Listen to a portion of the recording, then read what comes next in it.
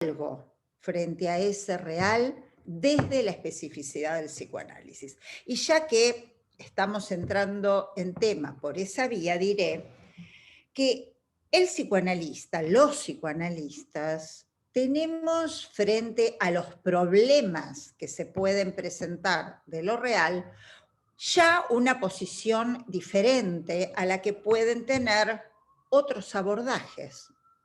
Para nosotros, los problemas, en la medida en que les vamos a dar lugar, no son considerados trastornos.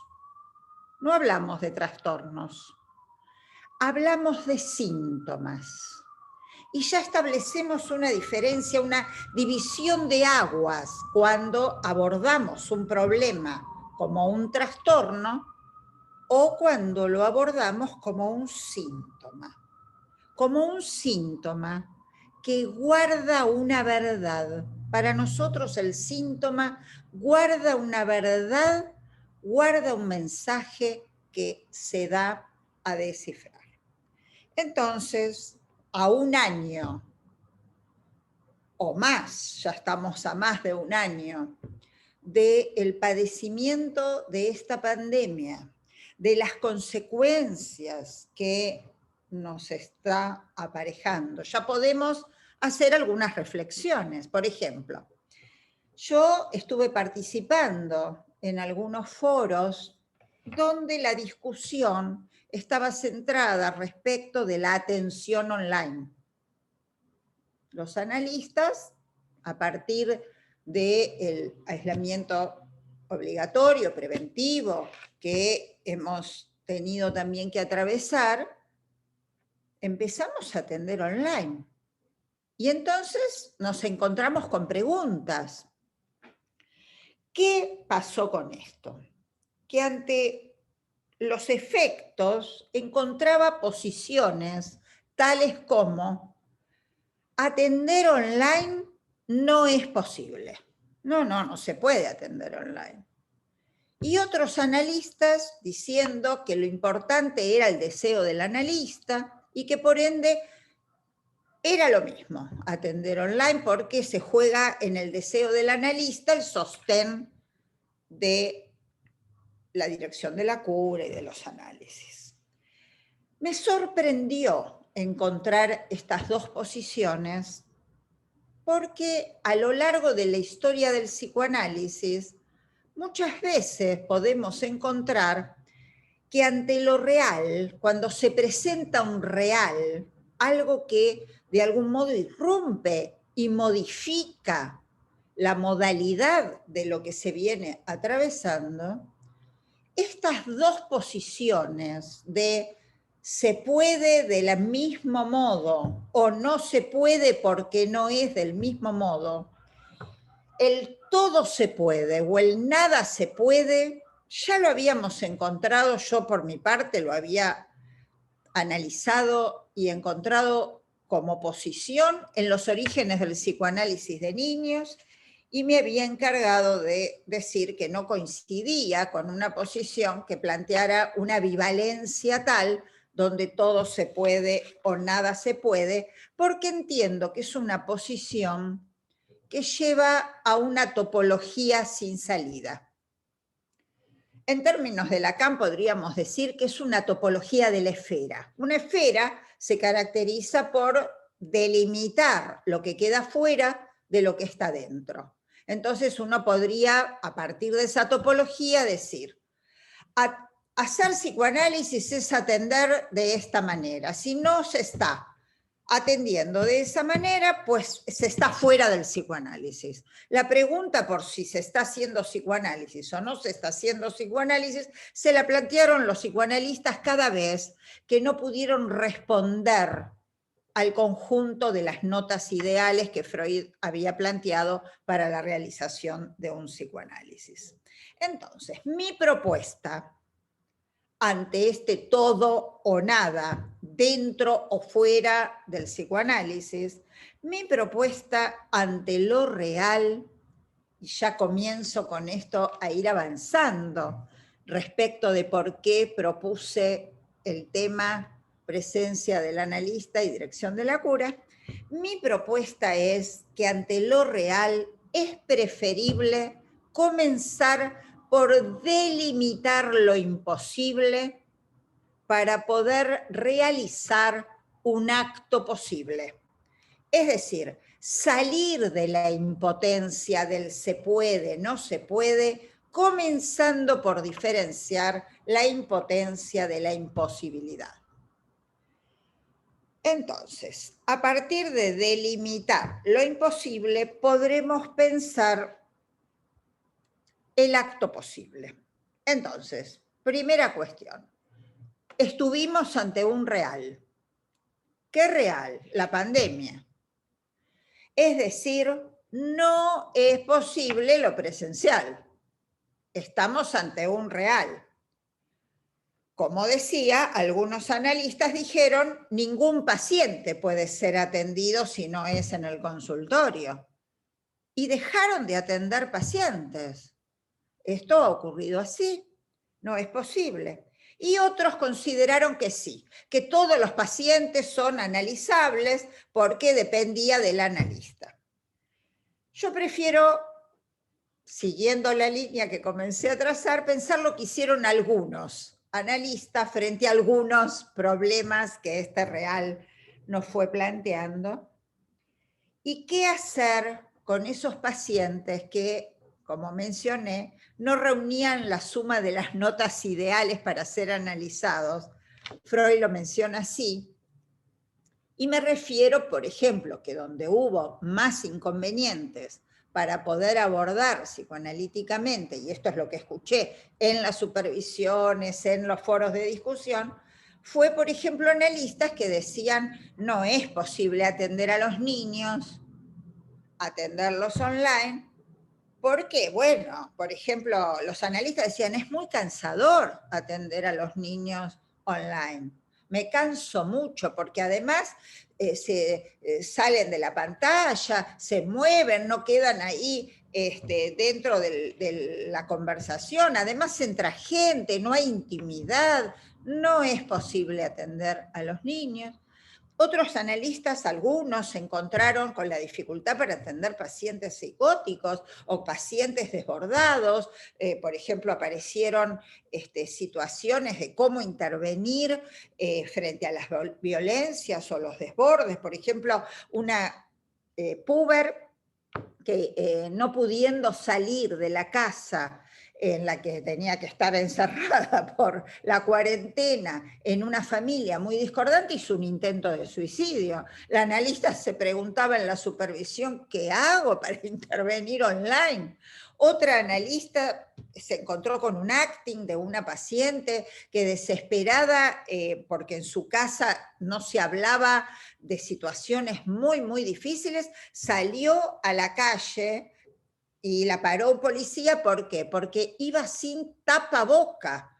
¿Cómo poder pensar que ella necesitaba destaparse la boca? Hizo un acting en medio de la pandemia. Pues bien, desbordes, violencias, niños que muestran, se salen del marco. Entonces, volvamos al título, presencia del analista y dirección de la cura. Fue conversando con Patricia que decíamos, ¿cómo pensar nuestra práctica con todo este tiempo que venimos atendiendo online? Esto de lo presencial, que el analista no está allí, ¿cómo se jugarán los análisis? Bien, entonces, para poder responder, ya estamos en un tiempo en que podemos reflexionar sobre algunos de los efectos que nuestra práctica online nos brinda como experiencia. Es decir, que estemos en una segunda vuelta, que este sea un segundo año, de algún modo nos coloca frente a otro tiempo, tiempo de reflexión, tiempo de poder hacer algún apoyo a nuestro pensamiento para poder decir nuestras reflexiones. Entonces, vamos a una lógica. Para poder responder respecto de qué se puede, qué no se puede, qué se hace, qué no se hace, siempre trato de apelar a una lógica. ¿Por qué? Porque si contamos con una lógica para poder resolver nuestras respuestas, es decir, nuestras intervenciones, no nos vamos a quedar anclados a dogmatismos. El dogma viene en el lugar de lo que no encuentra una formalización. El analista que cuenta con una lógica tiene libertad para intervenir fuera de la técnica dogmática. Entonces vamos a eso. Les pido que me acompañen, vamos a seguir pasos, porque la lógica no puede empezar por la conclusión, sino que tiene que comenzar por ir desplegando sus razones. Entonces diré, voy a empezar por la dirección de la cura. ¿Hay cura en psicoanálisis? ¿Hay cura?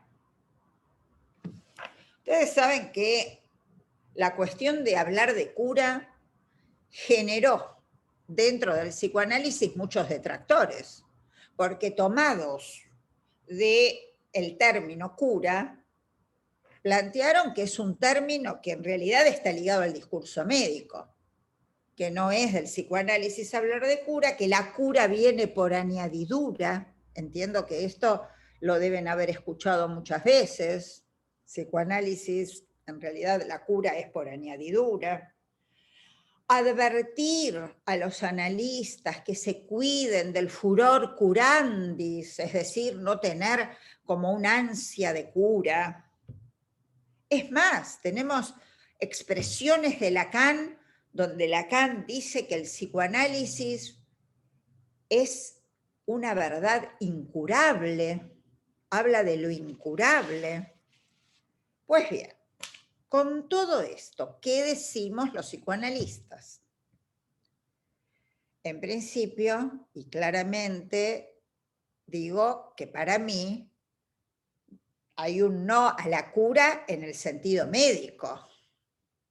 No es, a pesar de ser un término que se toma de otro discurso, no podemos considerar que cuando hablamos de cura en psicoanálisis nos estamos refiriendo a lo mismo que se refiere la medicina. Vamos a tomar un ejemplo mínimo pero muy concreto. Para la medicina, el órgano o está sano o está enfermo. El funcionamiento del órgano es considerado sano. Y se trata, cuando no funciona, cuando falla, cuando está enfermo, de curarlo para que vuelva a su funcionamiento normal. Para el psicoanálisis, en cambio, fíjense, ya tenemos una diferencia. El funcionamiento del psiquismo, el funcionamiento del aparato psíquico, incluye fallas. De hecho, Freud se dedicó a desplegar, a formalizar, a pensar la lógica de lo que él llamó actos fallidos.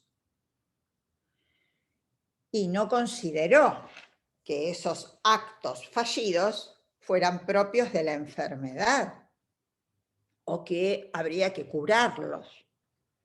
En todo caso, tomó los actos fallidos y escribió un texto que se llamó Psicopatología de la vida cotidiana, es decir, nuestra psicopatología. Fíjense entonces que no estamos en el mismo terreno que el discurso médico. Por eso, y volviendo a lo que les decía en el comienzo, los psicoanalistas no hablamos de trastornos, porque un trastorno es algo que invita y apunta a la supresión. Si algo está en trastorno, tenemos que suprimirlo. Y a eso apunta toda la teoría de los trastornos, a suprimir lo que trastorna. En cambio, para nosotros se trata de los síntomas. donde hay un discurso que habla de trastornos, nosotros hablamos de síntoma, le damos dignidad al síntoma. Para el psicoanálisis, el síntoma es una oportunidad. ¿Por qué? Porque guarda una verdad. Entonces, ¿de qué cura un psicoanálisis? Aquí ya bajo una primera baraja, que tiene que ver con la lógica que voy a tratar de desplegar ante la pregunta inicial respecto de la eficacia de atender online y de cómo está nuestra situación y cómo intervenimos. Vuelvo entonces a ¿de qué cura un psicoanálisis? Y diré, un psicoanálisis cura de aquello que aparta al sujeto del encuentro con su deseo. El encuentro del encuentro con la verdad que causa su deseo. En ese sentido, podemos decir que el psicoanálisis es una verdad incurable, porque no se cura, porque justamente de lo que se trata es de curarse de lo que lo aparta al sujeto del camino de su deseo. El psicoanálisis entonces cura de la fijación a un goce que traba, que entorpece el camino del deseo y que produce sufrimiento, porque el que se aparta del camino de su deseo efectivamente engendra pestes. Así lo había dicho el psicoanalista, lo dijo Freud. Entonces el psicoanálisis cura de una fijación a un goce que traba el camino del sujeto. El psicoanálisis entonces no cura el sufrimiento común, cura el sufrimiento neurótico. Así lo dijo Freud cuando planteó que lo que esperamos con nuestras intervenciones es convertir la miseria neurótica en sufrimiento común o el sufrimiento neurótico en sufrimiento común. Lo real no se cura. Esto es muy importante que tengamos presente. Lo real no se cura. Todos estamos sufriendo las inclemencias de la naturaleza, como Freud llamaba en Malestar en la cultura. Dijo, tenemos varios padecimientos con los que el ser humano lucha. Uno de los sufrimientos del ser humano es cómo enfrenta las inclemencias de la naturaleza. Esta pandemia nos ha privado del encuentro con nuestros seres queridos, no solo nos ha privado del encuentro entre nosotros, que lo hubiéramos preferido, nos ha privado del abrazo de los cuerpos, del deleite de los besos, de poder hablar frente a frente sin temor con los otros. Malestar en la cultura, uno de los que Freud menciona, las inclemencias de la naturaleza, que nosotros decimos es lo real. Lo real. ¿Qué característica tiene lo que llamamos lo real? Con Lacan lo llamamos lo real, no con la filosofía. La característica, además de ser lo que no cesa, Lacan dice, es lo que no cesa de no inscribirse. No cesa lo real. Y de lo real un psicoanálisis no cura. No se puede con un psicoanálisis evitar que haya una pandemia. Lo real es del orden de lo disruptivo, irrumpe y además es permanente. Siempre va a haber algún real que irrumpa, algo que venga a producir un desajuste en nuestro simbólico y en nuestro imaginario. No hay cura ante lo real. pero sí hay diferentes respuestas frente a lo real. Lo que difiere es cómo respondemos a lo real.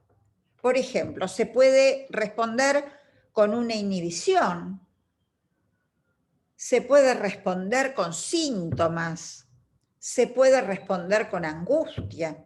Es más, conviene poner el plural, inhibiciones o inhibiciones. Se puede responder con diferentes inhibiciones.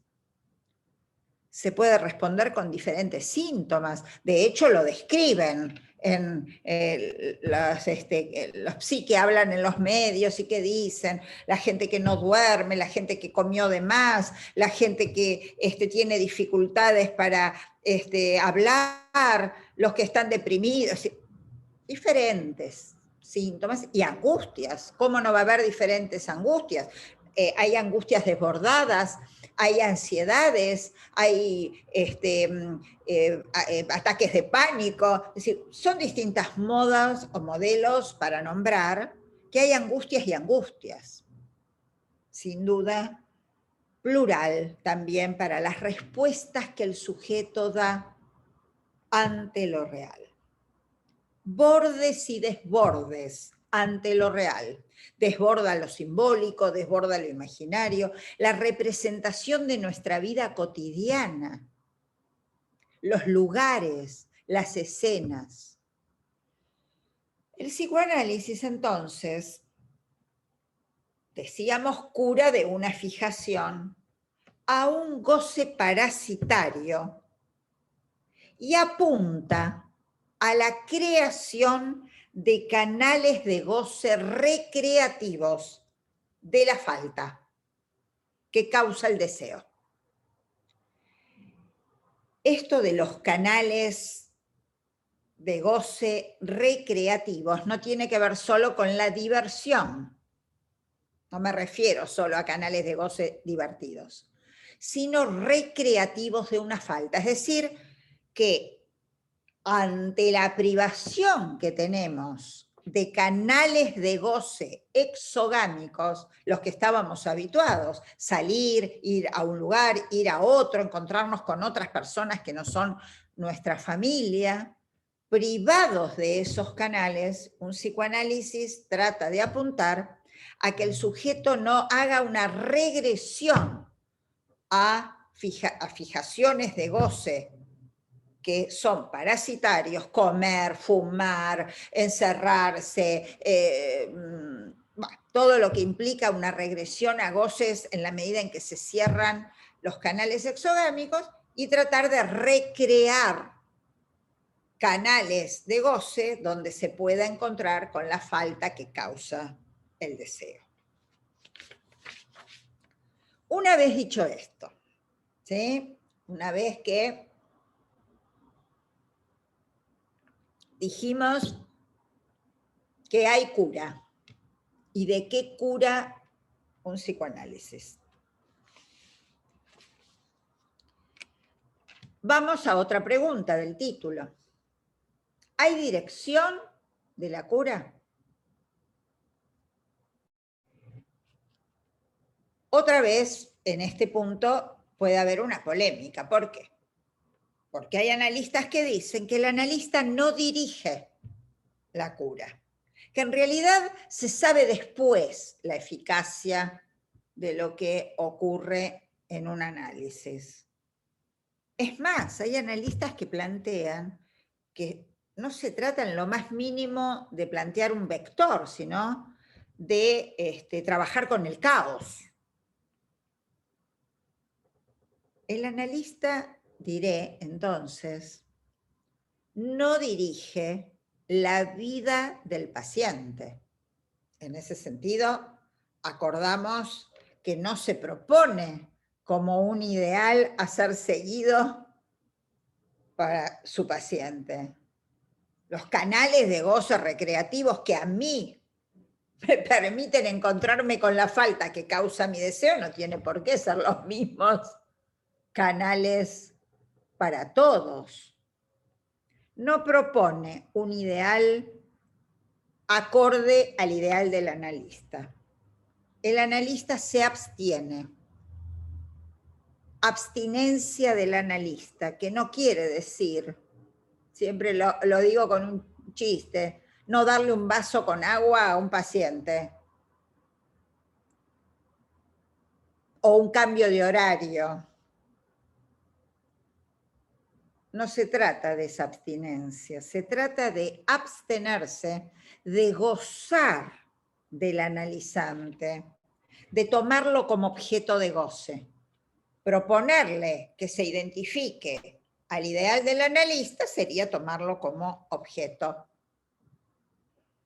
Lacan dice que la verdadera Versagung, abstinencia del analista, es que el analista pueda ahorrarle al analizante su propia angustia. ¿Por qué? Porque la angustia del analista es señal de su fantasma. No se trata entonces de incluir al analizante como objeto de nuestro fantasma. Entonces, el analista no dirige la vida, pero sí dirige el análisis. Voy diciendo y voy tratando de fundamentar por qué digo lo que vengo a afirmar. Que hay dirección de la cura. La cura tiene dirección. En el seminario del acto analítico, Lacan se pregunta si el acto analítico es o no algo que realiza el analista, si es del analizante o es del analista. Y dice con toda claridad que el acto analítico es del analista. ¿Y en qué consiste el acto analítico? Dice por entonces. En intervenir para que haya sujeto, es decir, para que haya un efecto que se llama sujeto. La efectuación del sujeto es a lo que apunta el acto analítico que el analista sostiene y que es del analista. Ahora bien, voy avanzando sin perder de vista que la propuesta presencia del analista y dirección de la cura viene en el marco de preguntarnos por la atención online, no lo olvidé, pero voy delimitando el campo para poder llegar a las conclusiones de mis reflexiones que quiero compartir con ustedes. Entonces, continúo. Dije que hay cura, a mi entender, y que esa cura tiene dirección, y que es el analista el que dirige la cura. Acorde a algo que también formalizó Lacan cuando dijo que el analista, como cualquiera que habla, no sabe lo que dice, pero ha de saber lo que hace. Entonces, insisto, es muy importante que el analista tenga la dirección de la cura en el horizonte. Veamos entonces en esta dirección de la cura tiempos, porque la dirección de la cura tiene tiempos. Inicio, transcurrir, fin. Lacan dedicó a estos tiempos y a esta dirección varios, no solo su escrito sobre la dirección de la cura, que es uno de sus escritos, sino también seminarios, en donde fue recorriendo, es mi lectura, la lógica del inicio, del despliegue de un análisis hasta llegar al fin. Lo trabajó, por ejemplo, en el seminario llamado Lamberts de la psicoanálisis. El anverso, el reverso, el revés, fue traducido como el revés del psicoanálisis. Allí Lacan introduce los discursos. Los discursos que, como mencionó Patricia en la presentación, motivó un libro del que formé parte, que se llama Los discursos y la cura, con otros psicoanalistas.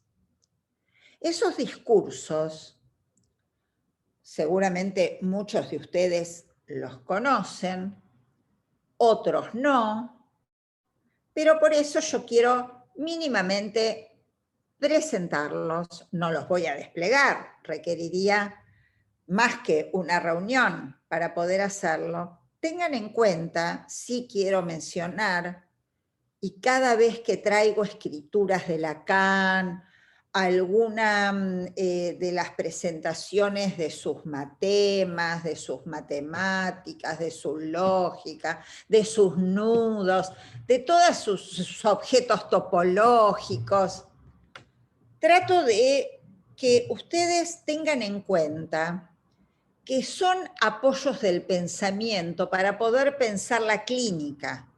No se trata de entrar en ellos solo para transformarse en un erudito de la escritura matemática.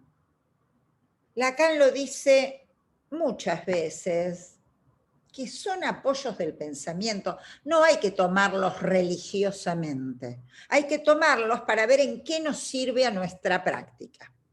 Pues bien, los discursos sirven para pensar tiempos de la cura, porque se trata de que el inicio del análisis no va a estar dado solo porque alguien llegue a nuestro consultorio, porque tenga un sufrimiento, sino porque hay un discurso, que Lacan llama discurso analizante.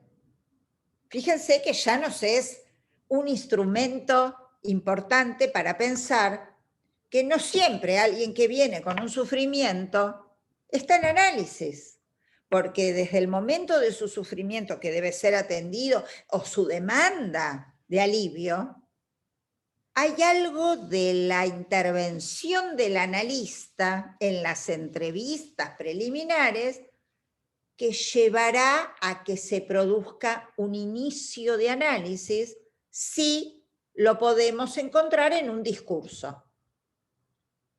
Entonces, los discursos nos sirven para saber si estamos dentro o no de un análisis. Y, por ejemplo, nos puede llegar a ahorrar el pesar de decir, alguien estaba viniendo, pero después interrumpió. Yo digo, no interrumpió, nunca comenzó. Entonces es importante poder ubicar que estos discursos marcan tiempos en la cura. Los discursos tienen 4 lugares. Hay un agente del discurso, un otro al que se dirige ese discurso, una verdad que porta el discurso y algo que produce, una producción. Yo les voy a mostrar a ustedes la escritura. Para los que lo conocen, bienvenido, que lo retomen, ya lo sé, me pueden decir. Y para los que no los conocen, solo es para que los tengan presente. Y alguna vez o en algún momento espero poder transmitirles que hay una razón y darles entusiasmo para que puedan ahondar en ellos. ¿Por qué? Porque estos discursos tienen cada uno sus letras, cada gente va cambiando y le va dando nombre al discurso. Miren, acá están. A ver si se ve.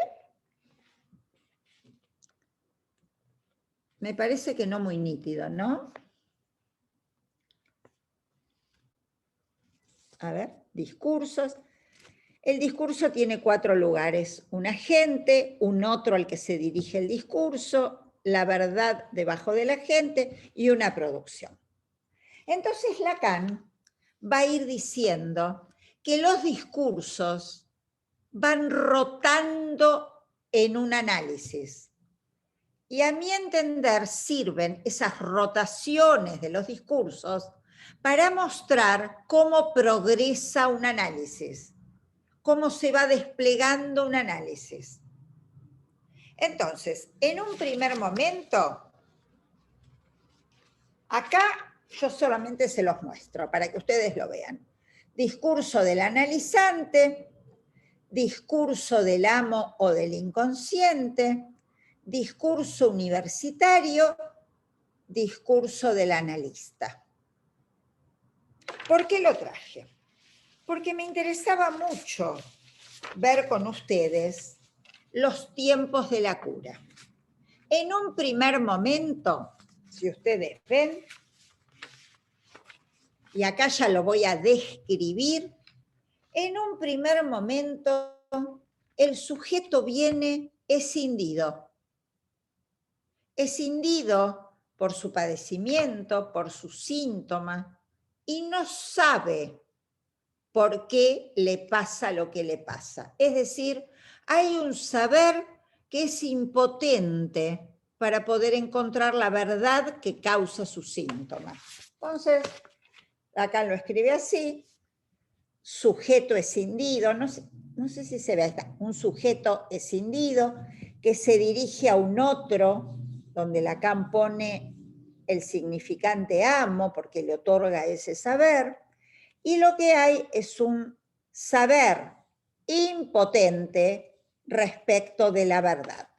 No me interesa que ustedes se detengan en el discurso escrito, sino en lo que yo les estoy transmitiendo, que hay un saber que es impotente para poder decir algo de la verdad. Así comienza un análisis. Pero Lacan dice que entonces, con ese discurso se va a ir dando lugar al otro discurso. El paciente habla, el sujeto habla, y al encontrarse con la impotencia del saber, va a desplegar ese saber y sus significantes, ese es el discurso del amo, es discurso del inconsciente, va a empezar a producir. Es una producción de sueños, de lapsus, y es un tiempo del análisis donde abunda lo simbólico.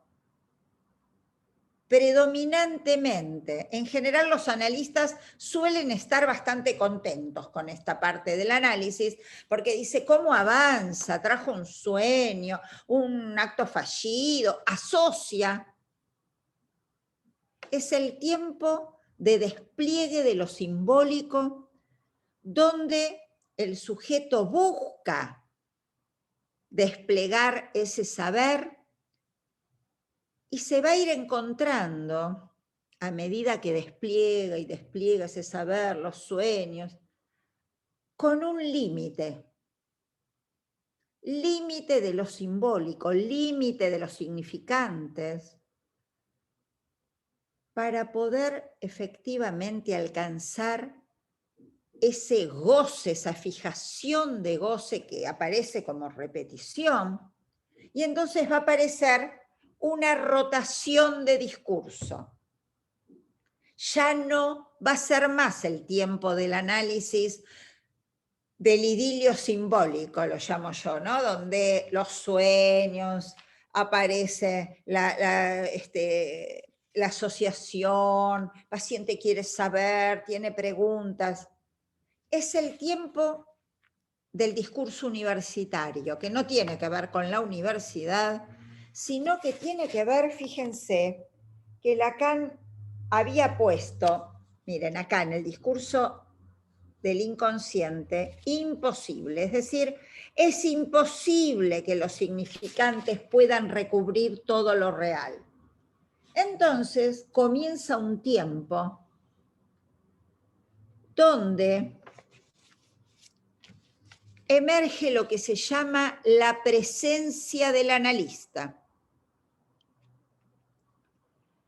En general, la transferencia hace un viraje. No tiene esta connotación más simbólica ligada a la búsqueda de saber, sino que se dan esas situaciones donde los analistas muchas veces dicen, ¿para qué me dediqué a esto? Los pacientes empiezan con que un cambio de horario, otro cambio de horario, ¿por qué usted me hizo esperar? Pero qué corta que fue esta sesión, Otra vez aumenta los honorarios, mire, esto que me dijo en realidad, no, yo ya lo sabía, hace tanto que me analizo y me sigue pasando lo mismo. Tiempo del análisis de predominio de lo real. Es el tiempo donde se desplegó el saber hasta el límite y entonces se hace presente en la transferencia el objeto de goce. Los objetos de goce de fijación en la transferencia. El objeto, y ahí vemos cómo entonces el discurso apunta al analista, reclama al analista que es el que hace presente ese objeto de goce en la transferencia. Será con una nueva rotación, que es el último de los discursos, discurso del analista, donde Lacan pone nuevamente imposible. El agente ahora será el objeto, pero ya no es el objeto de goce. Es el objeto funcionando como falta que se dirige al sujeto para producir un significante nuevo. Un S1, Lacan dice un significante menos tonto del fin del análisis.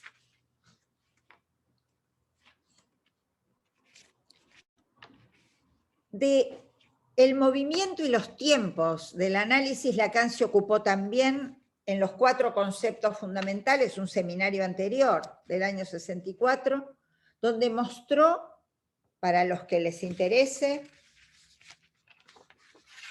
el 8 interior.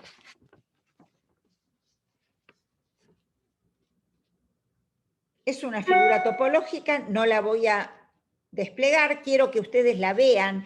Ven que acá dice punto T de la transferencia. ¿Qué quiere decir? Que en el análisis hay una progresión que actúa por regresión, es decir, en las vueltas que se van dando en un análisis hay un momento en que se toca el punto T de la transferencia. ¿Ven? Acá está, punto T, va dando vueltas el análisis, vuelve sobre las repeticiones, de esto ya hablé, otra vez lo mismo, hasta que toca el punto T de la transferencia. Y Lacan va a decir, ahí lo que decide cómo sigue la cura es la presencia del analista. La presencia del analista ya había sido tomada por Lacan y a mí me interesaba mucho introducirla como un tiempo del análisis. Por eso les traje este despliegue. Freud lo dijo a su manera. Dijo, nada se juega in absentia, es decir, en ausencia. No se avanza. En el seminario 20, Ancor, por eso digo, son distintos. A Lacan hay que leerlo en pliegue, hay que ver, Lacan retoma, vuelve a formular, pero va diciendo de qué se trata la clínica. En Ancor, seminario 20, aún, traducido como aún, Lacan dice que se trata del semblante. Yo no lo traduzco semblante, no digo semblante, porque en castellano parece como una apariencia, un semblante. Hago semblante de que estoy contenta. No. El semblante, Lacan dice que es una cobertura del objeto de goce, es decir, el analista sostiene algo del semblante para que aparezca el objeto en la transferencia. Los objetos de goce, mirada, voz, lo anal, es decir, los puntos de fijación. Por eso el tema cuando aparece, ¿por qué me aumentaste? ¿Por qué me diste poco? ¿Por qué? Si me diste poca teta, tocaste el dinero, tenés las manos sucias. Es decir, son los objetos de goce que entran a jugarse en la transferencia. Y entonces, el semblant, es que el analista hace una cobertura imaginaria para que esté la presencia del objeto, pero no cualquier objeto, sino el que está enhebrado por el discurso simbólico que ahí está en juego. Por eso el simbólico, el semblant, no es algo que el analista pueda crear de la nada, lo va a poder jugar, lo va a poder poner en presencia, si sigue el discurso del analizante. A mí me gusta definir el semblant como cobertura imaginaria de un trozo de real anudado simbólicamente. Pero en los últimos seminarios, como algunos tienen como una especie de fanatismo con lo último y creen que Lacan es un cronológico, pero en los últimos seminarios, en el momento de concluir, Lacan también plantea que el analista interviene con el corte, hace un corte, y que no es lo mismo cortar de un modo que cortar de otro modo. Que se trata de que al fin del análisis el sujeto tenga un saber, no es que no sabe nada, tiene un saber. Y Lacan dice saber leer de otro modo. Como en ese momento le gustaba jugar con el equívoco, con la homofonía, con las distintas figuras retóricas, entonces jugaba con lire d'autrement, savoir lire autrement. ¿Y qué quiere decir? ¿Con qué estaba jugando? Savoir, saber. Lire, leer. Autrement, de otra manera. Pero también savoir lire autrement quiere decir otro es el otro y mon miente. Descubrir que el otro miente cuando se presenta como un otro completo. Entonces Lacan ahí va a sostener la importancia del corte con ese otro completo y va a decir que el analista juega también, es un retórico, es un retor, pero también es un rector, es decir, el analista rectifica, otra vez el analista interviene rectificando un goce. ¿Dónde va a producir esa rectificación?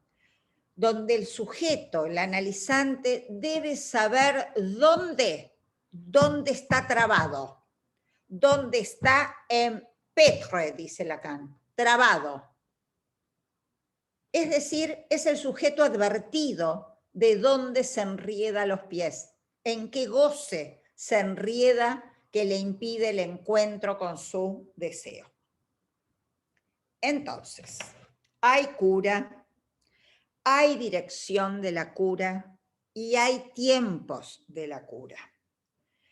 Vamos entonces a retomar la pregunta. ¿Qué lugar tiene la presencia del analista para que se pueda avanzar en la dirección de la cura? ¿Qué sería la presencia del analista para que pueda avanzar la dirección de la cura? En principio, creo que es muy importante que diferenciemos presencia del analista de persona del analista. Lacan hizo una distinción que es muy interesante de retomar cuando viajó a Venezuela y no llamó a aquellos que éramos lectores de su obra, pero no lo conocíamos personalmente, sus lacanoamericanos. Dijo, vengo a ver a mis lacanoamericanos, a ustedes que son mis lectores, aquellos a los que no le hizo obstáculo mi persona. Es decir, la persona del analista hace obstáculo, pero no es lo mismo que la presencia del analista. La presencia es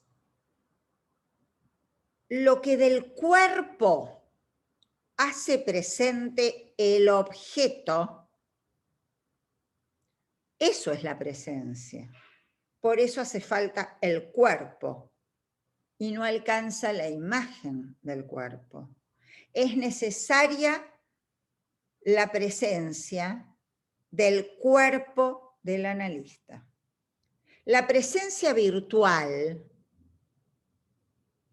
presencia que vengo sosteniendo con mis analizantes durante toda esta pandemia, no estoy no analizando a mis pacientes. La presencia virtual es apta para un tiempo del análisis y también para un tiempo de la transferencia. Pero para otro tiempo del análisis es necesaria la presencia real, lo presencial. Es el cuerpo real del analista, el que despierta, el que hace presente los objetos de goce. Oral, anal, mirada, voz. Por algo Freud decía, el analista cobra en mano. No cobra la secretaria como con los médicos. No es lo mismo el cuerpo real que la imagen del cuerpo.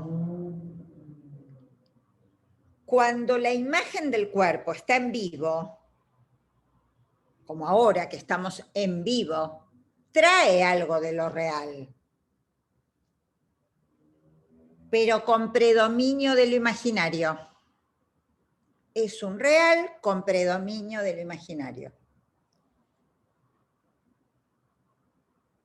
Cuando se trata en el análisis del predominio de lo real, a mi entender, es necesario el cuerpo presente.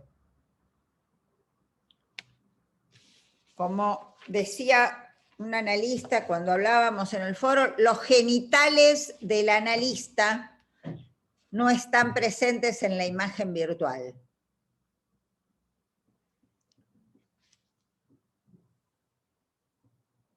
Digo así, lo digo muy fuerte, porque el cuerpo trae un real que la imagen vela.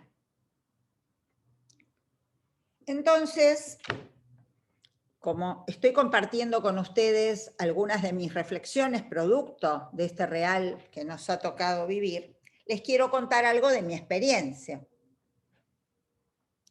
Antes de la pandemia, yo atendía online. Atendía online pacientes del exterior, tengo pacientes de otros países, de Brasil, de México, de Estados Unidos, de España. Pero recuerdo que por entonces, y un poco pensando en esta formalización que hoy traté de conversar con ustedes, les planteaba antes de la pandemia que la condición para tomarlos en análisis era que al menos una vez al año viajaran hasta mi consultorio. Es decir, que hubiera encuentro presencial, cada tanto. De hecho, algunos en determinado momento necesitaron hacerlo con más frecuencia. Y efectivamente fue muy importante contar con este modo de haber contratado, pactado el análisis, para ese tiempo en que, como les decía, aparece el punto T de la transferencia y nada se juega en absentia. Es así que hoy, y dado que desde hace tiempo vengo formalizando que las intervenciones del analista son un plural, y como les decía al comienzo, permiten libertad si uno las puede formalizar.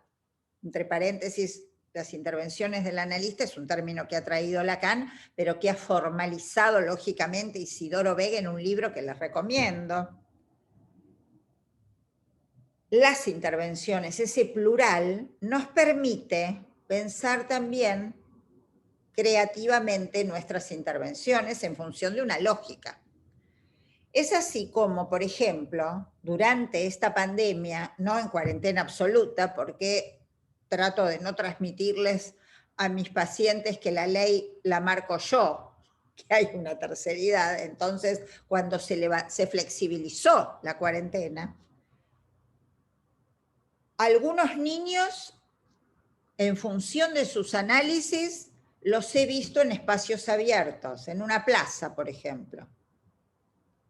También algunos pacientes adultos en un determinado tiempo de su análisis nos hemos encontrado en espacios abiertos.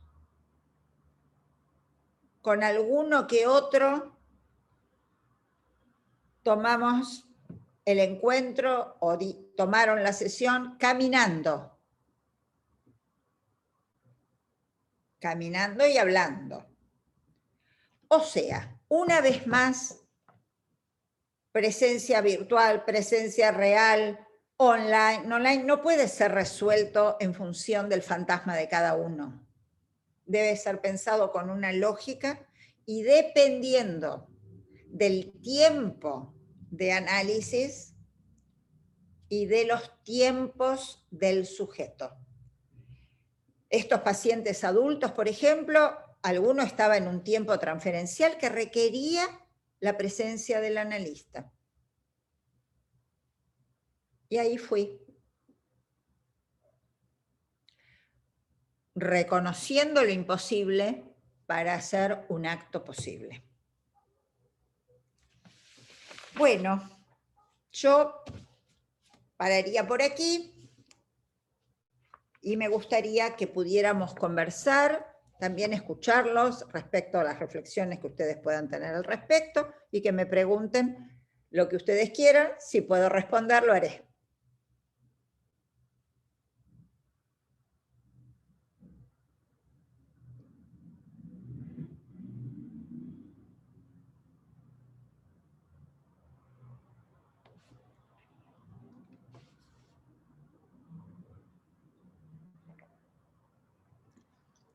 No sé si se trata de activar el micrófono, Debbie, cada uno. Me gustaría que el que pregunte poder verlo, eso sí.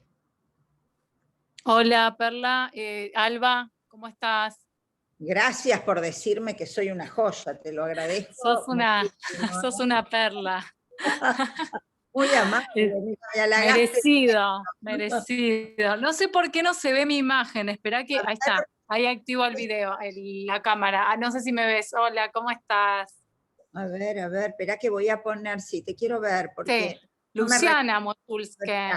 A ver, espera que pongo acá, hablante, y te voy a ver. A ver. Ahí está. Hola. No te veo, ¿por qué no te veo? ¿No? Qué raro. A ver, no sé si se me escucha. A ver, ¿dónde estás? A ver, no sé. Hola. ¿Tu nombre cómo es? Luciana Mochulske. Bueno, Luciana, empecé a hablar y... Sí, ya, si dale. Por eso soy una de las últimas que me sumé, me parece. Me sumé después. Bueno, primero agradecer. ¿Ahí me ves? Bueno, Alba.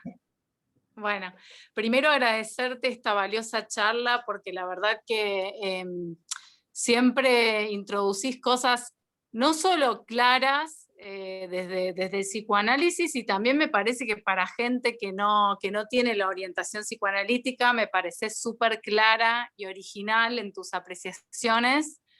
Y bueno, en realidad eran como dos preguntas que sé que no vas a poder como responderlas sintéticamente, pero vos en un momento, yo estuve tomando nota de algunos aportes que hiciste y dijiste como algo en relación al fin de análisis.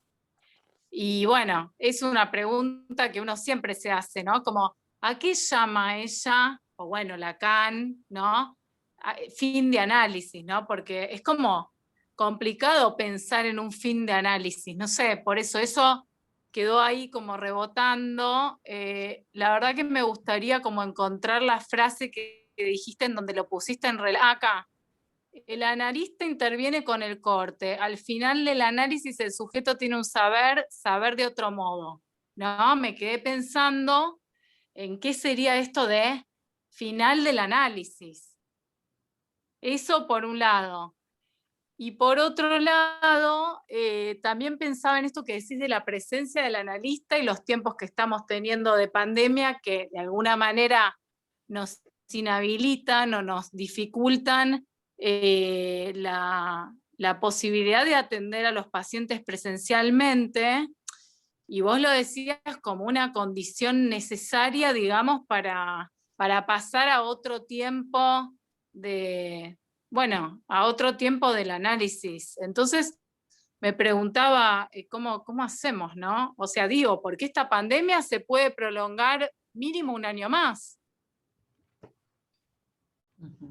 Bueno, ¿quieren hacerme otras preguntas y después contesto las preguntas? Así puedo distribuir el tiempo para contestar. Gracias, Luciana, por tu pregunta.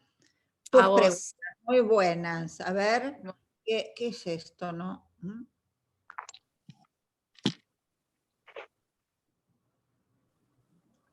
¿Hay alguna otra pregunta? Hola Alba, buenas noches. Alejandra Quirós de Ciudad de México. ¿Qué tal, Alejandra? Admiro mucho su trabajo. Estoy en una especialidad de niños, niñas y adolescentes, con niños, niñas y adolescentes.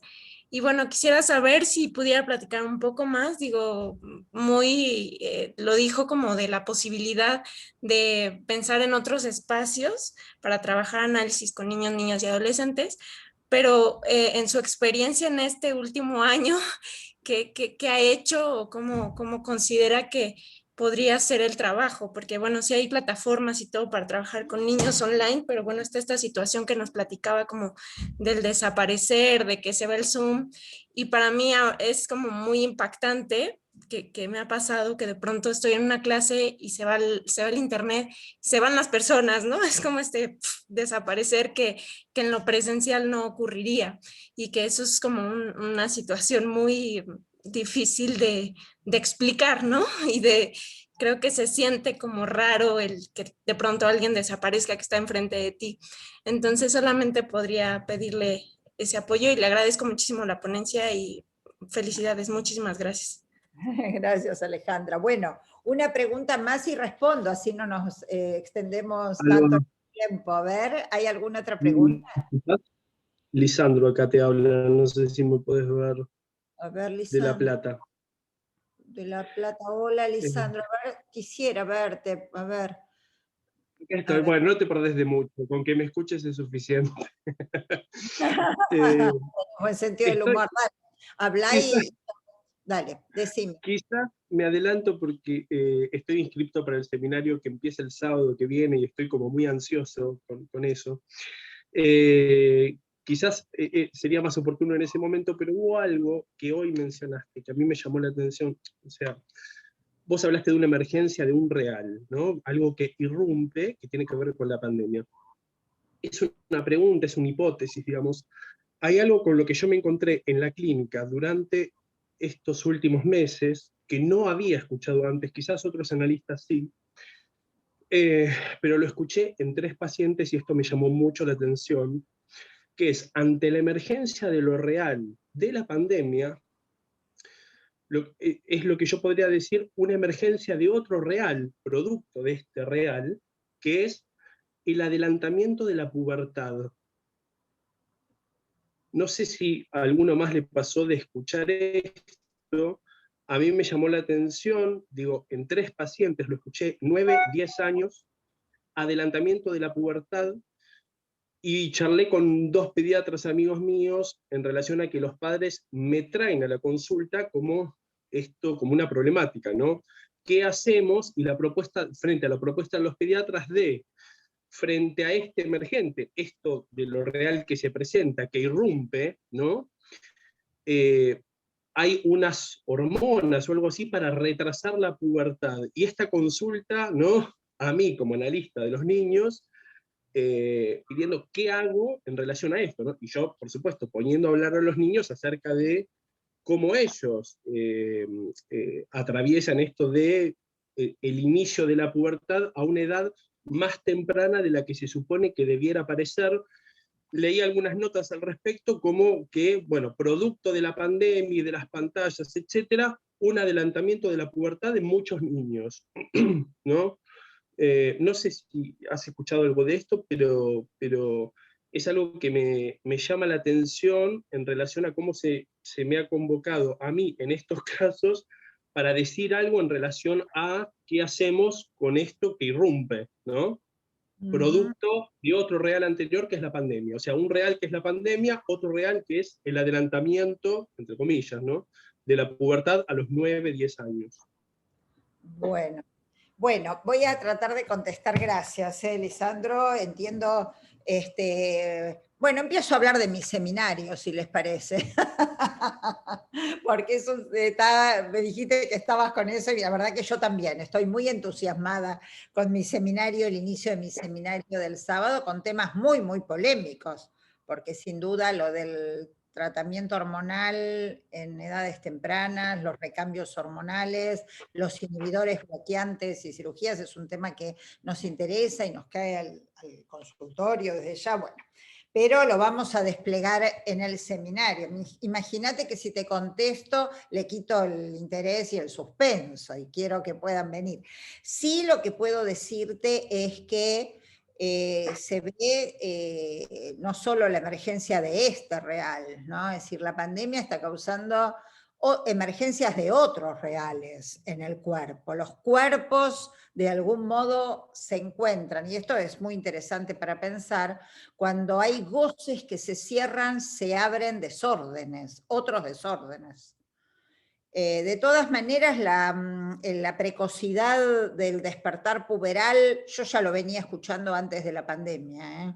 Así que tendría por lo menos un poco de prudencia respecto de relacionar causa-efecto la pandemia con muchos casos, ¿no? Es decir, pero bueno, lo retomamos, Lisandro. Es interesante la observación que haces y la pregunta. Vale la pena considerarla. Por ahí como cuestión respecto de los efectos que puede promover en lo real del cuerpo, porque el tema es lo que afecta al cuerpo el encierro, no es que solamente, ¿no? Es decir, lo afecta en el sentido de provocar en nuestro simbólico y en nuestro real, en nuestro imaginario, un cambio radical. Por ejemplo, en lo simbólico, entramos a la sala apretando un botón, y para mí entrar a la sala era abrir una puerta y decir, es como un desorden muy fuerte en los 3 registros. Pero bueno, creo que respecto del hormonal ya es todo un tema a desplegar. Luciana, te agradezco la pregunta por la presencia del analista, porque no se trata de generar impotencia, de que se sientan impotentes, tenemos para un año más y entonces no podemos hacer nada porque la presencia del analista es imprescindible. No. Yo creo que traté de introducir que salgamos de una falsa opción respecto de pensar que o todo se puede o no se puede nada, ¿no?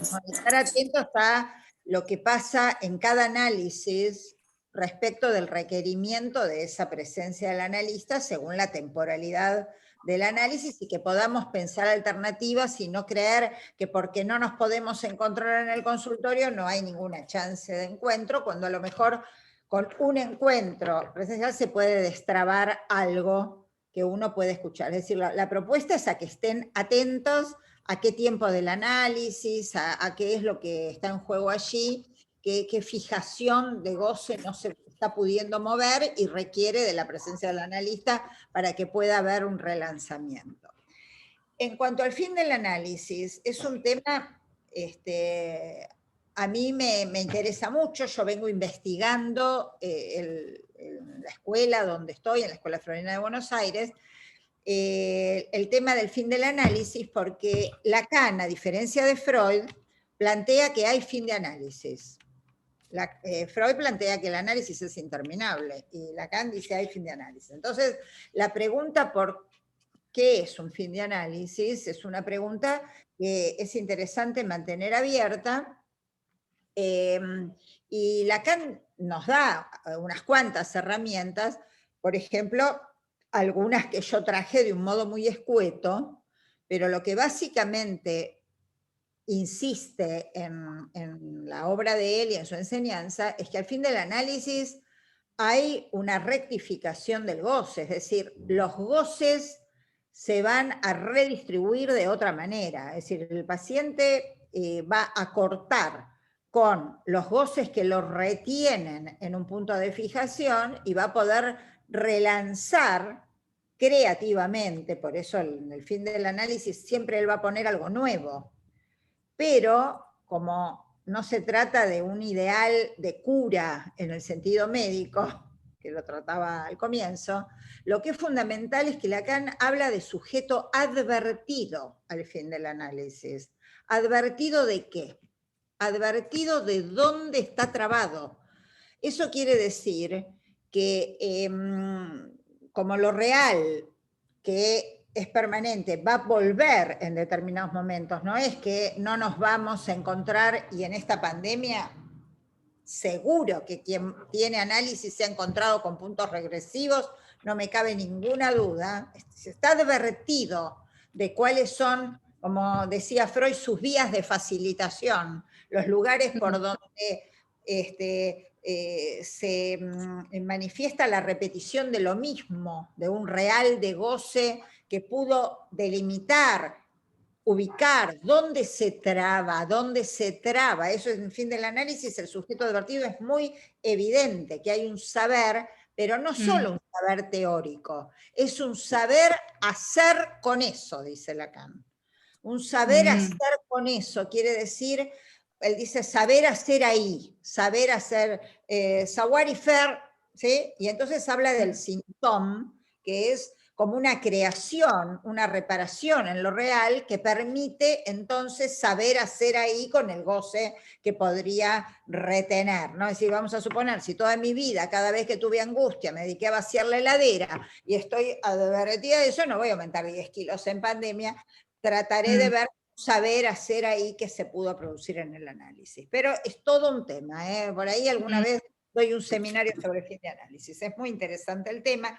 Alejandra, el tema de los niños y de los adolescentes en análisis, más allá de la pandemia, requiere especificidades del acto analítico, porque no es lo mismo analizar un paciente en un tiempo de su estructura, de su subjetividad, más ligado a la palabra y al discurso, que un tiempo donde se está estructurando la estructura.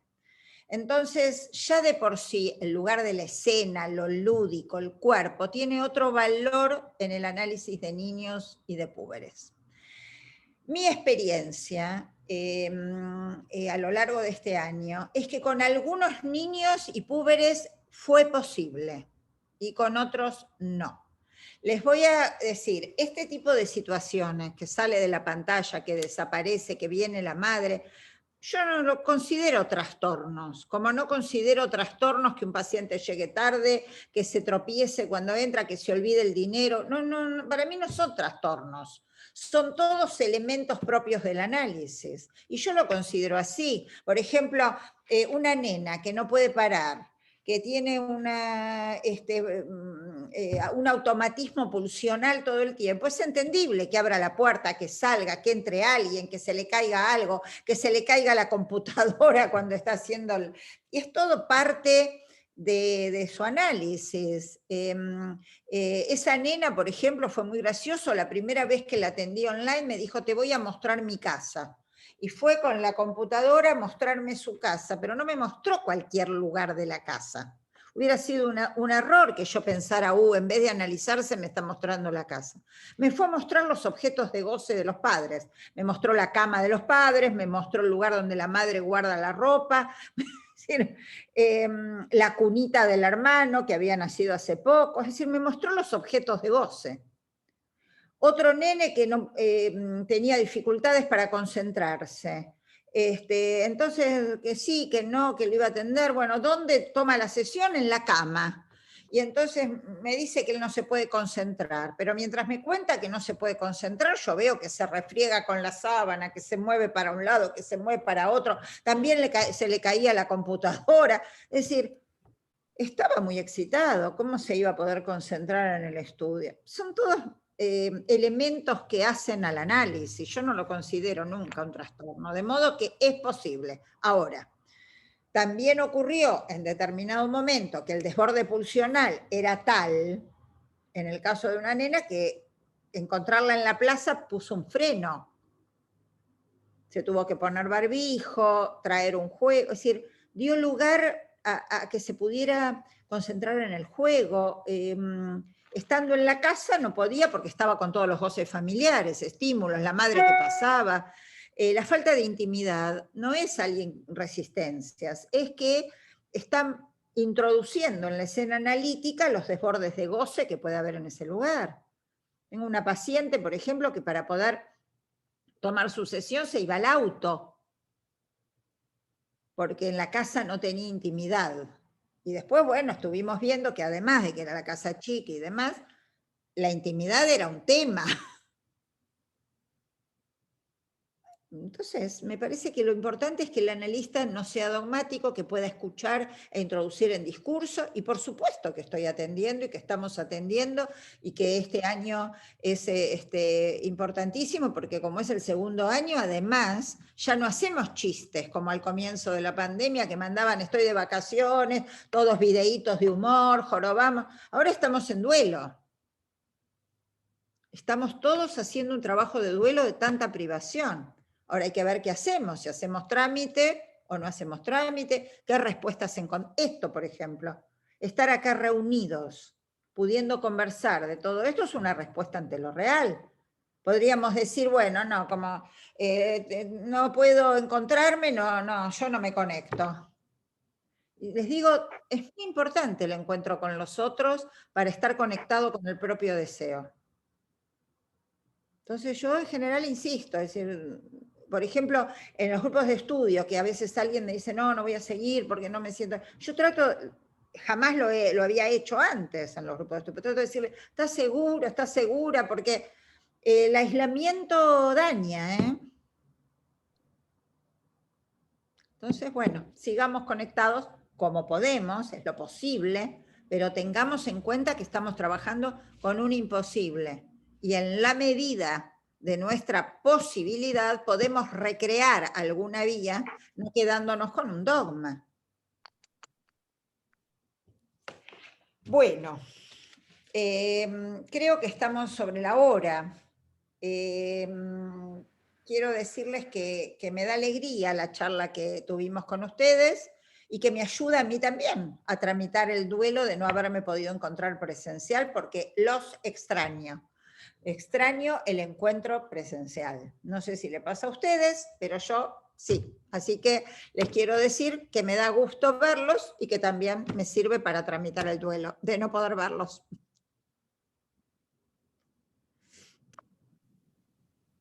Ay, qué lindo. Cuántos saludos. Me voy con lo de la perla y con todos los saludos afectuosos de ustedes. Muchas gracias. Espero que nos veamos pronto. Los espero en mi seminario a los que gusten y seguimos en contacto. Muchas gracias. Muchas gracias, Alba. Buenas noches. Gracias, Alba. Gracias, Alba. Gracias, buenas noches. Gracias. Gracias, Alba. Hasta luego.